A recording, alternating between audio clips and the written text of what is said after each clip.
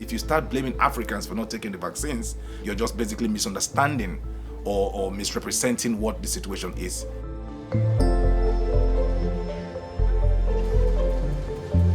Africa imports 98 to 99% of all the drugs and medicines it needs, including vaccines.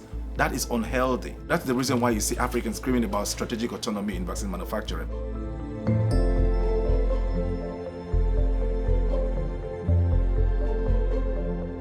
What showed up this time is that Africans will always be at the back of the queue as long as the medicines are coming from outside.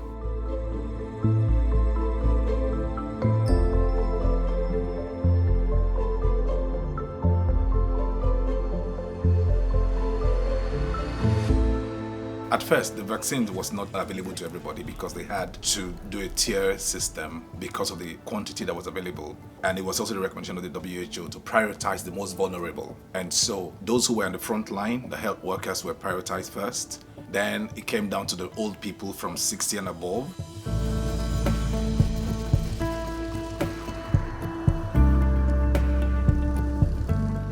COVID was initially viewed like Ebola, but quickly, it became clear that, this is not like Ebola, I can get it and not die from it. People now saw that they could survive without the vaccines.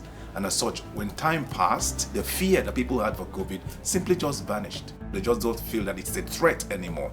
When the job losses were high, if the vaccines were available as at that time, it's a lot easier to tell the narrative that if you don't take the vaccines, we will not end this pandemic.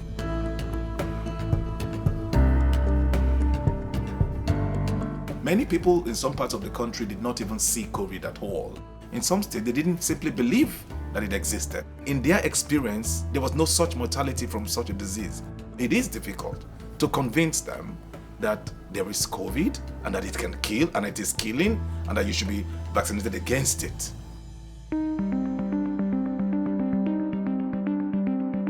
When I talk about funding, it comes from one, the fiscal position of the country itself, which basically is really limited in the sense that there are so many priorities right now.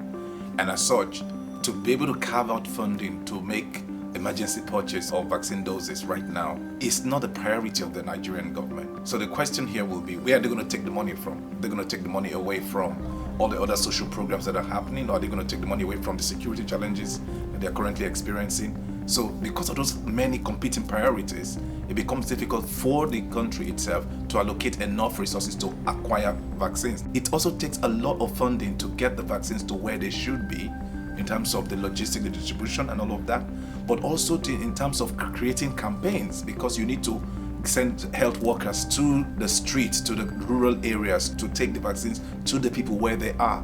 To do that means you need to recruit and pay people. The bill is quite high.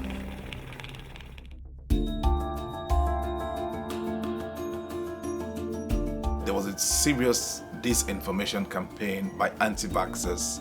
Information that starts in the US today, in the next second, it's already available in the most rural community in Nigeria. When those kind of rumors came, people became scared.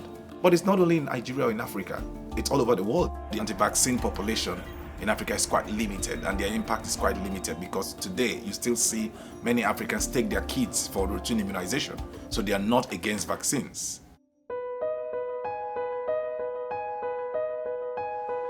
It's not just about teaching people hand washing and hygiene, it's also making the vaccine available to say, this protects you against variants from coming. Even when they come, you're not going to be hospitalized. The next variant could come because people are not vaccinated, and that variant could be more deadly. If, in preparing for the next one, Africa builds its capacity to produce its own vaccines and medicines, so when the next pandemic shows and vaccines are discovered, then they have the capacity to produce and then distribute to their own people within the continent. That's the kind of investment that needs to happen now before the next pandemic. Otherwise, we'll be taken by surprise again and our lives could be upturned.